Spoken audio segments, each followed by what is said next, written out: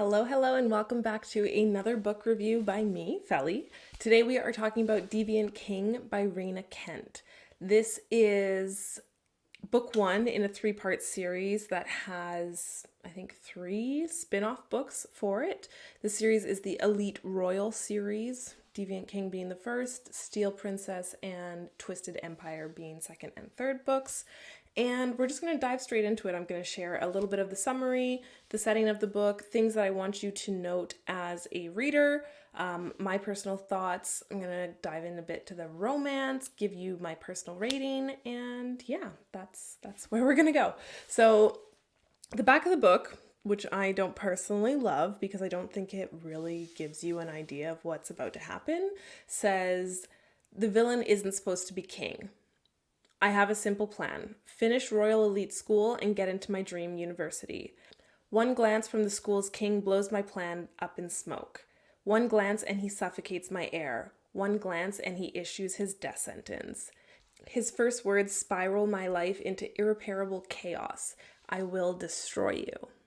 Now, before we get into this book, there's some things to note as a reader. First of all, if you've watched my other reviews, you'll know my pet peeve. This is a cliffhanger. It is such an intense cliffhanger that I personally opened up the second book instantly to see what the fallout was because it's that intense of a cliffhanger, just for anyone who's considering reading this, so you know to clear your entire weekend, not just a couple hours. The other thing I'll say is this book is listed as a bully romance, a dark romance, and I'm going to give you some trigger warnings so that you know what you're about to get into. Trigger warnings to be aware of: non-consent, consent, bullying, fat shaming, possessive, obsessive behavior, touch her and die character, death of a parent, mental illness, child abuse, toxic relationships, and lots of manipulation. Just like so much manipulation in this book. So if any of those are hard no's for you, feel free to head to a different book review to find a different book to read. But if you're cool with that, keep watching. The first chapter of this book takes place 2 years before the rest of the book. I personally don't see the book as a bully romance, as the bullying is all past tense, but maybe that's just my take on it. But so the first chapter of the book is Elsa Quinn's first day at RES, Royal Elite School. She is a transfer student and she is immediately pegged by Aiden King, who is part of the Four Horsemen, who's one of the most popular boys in school, also has very powerful parents, as these elite schools usually do. So this is chapter 1. Elsa befriends the outcast of the school, Kimberly, and then immediately gets targeted by Aiden, which is what we see on the back of the book, the "I will destroy you" moment. And then it fast forwards 2 years to Elsa's first day of senior year at RES. So Elsa's entering her senior year with her best friend Kimberly, who has been her friend since day one, and she has a negative reputation in the school. This is where she has been bullied. She has been labeled frozen by her classmates, not because of the ironic Elsa Frozen Queen, but because she is an ice queen and she ices everybody out with her resting bitch face and just doesn't succumb to any of the negative things said about her. The other characters that we see in this book consistently are the Four Horsemen. These are the 4 most popular boys in school. They are the 4 best players on the football team, keeping in mind we are in London, so football is soccer. They can go by Death, Famine, War, and Conquest, or they can go by their real names, which is Aiden King, Xander Knight, Ronan Astor, and Cole, who I feel like his last name is never mentioned, so he's just Cole. And the second chapter of this book starts off with a bang.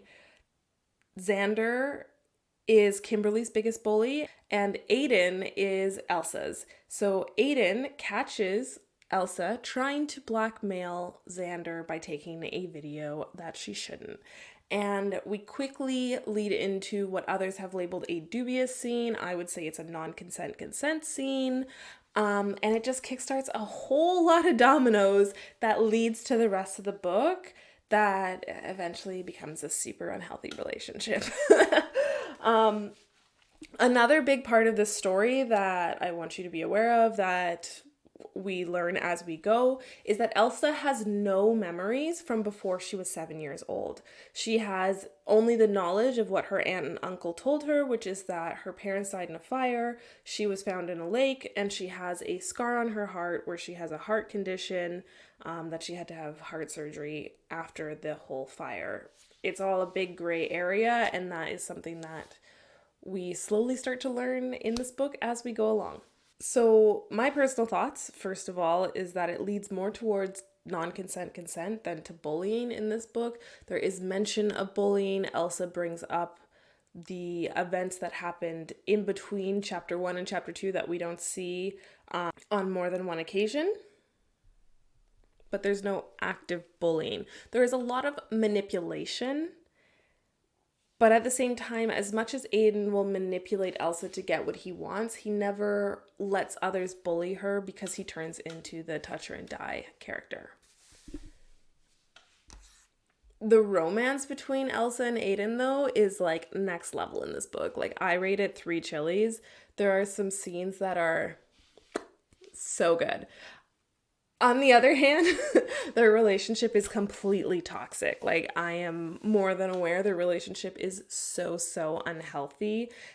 And there's so much like hidden in this book that I think will also make you want to continue reading the whole series in a weekend. But between these two, the tension is there, the chemistry is there. They are off the charts chilly hotness when it comes to their relationship. And there's even some moments that will make you think of Aiden in a different light. I'm not going to say romantic because that's the last word I would use to describe him. But if you read the scene at Ronan's party with their first kiss, or the bathtub scene, obviously not how that scene ended, but how that scene started, you can see that beyond the dark and menacing presence that is Aiden King, there is a teeny tiny bit of a soft side to him. On the other side of this relationship is Elsa. And Elsa, as mentioned before, she's a bit of an ice queen, and she does not back down. Even when Aiden is saying, like, stop pushing. Everybody actually is saying stop pushing back because it's just going to get ugly. She does not back down, and she is such a worthy opponent to Aiden in this match between the two of them. There are a whole lot of references to chess and how their relationship is like a chess match, and Elsa is more than worthy to play against Aiden. Let's just put it that way. So if I had to give this book a rating, I would give it a 4.5. I think the chemistry, the tension, the intrigue, it's all there for the first book in a series. At the same time, there's a whole lot of blanks for the reader of like what is really going on here. And they don't tell us, but it is a series. The other books are released, so we can find out. While their relationship is super hot and steamy, I can fully recognize that it is very toxic. And the dedication and obsession that Aiden shows towards Elsa is something that I think a lot of us like when we read smut, even if it's something that would require a restraining order in real life. Would I continue reading this series? You bet. You already know that I started Steel Princess the second I finished Deviant King because of the cliffhanger. I could not leave it at that. But also besides the cliffhanger, there was so much that had been brought up towards the end of the book beyond just the relationship building, like into the actual plot line of the story, that really drew me in and made me want to keep reading. And I hope it gives you the desire to keep reading as well. But do take my warning that you won't want to read just Deviant King. You're going to want to read the entire 3-part series in one sitting. All right, so that's my review for you this week. I want to hear your thoughts. Jump into the comments, leave your comments, concerns, questions.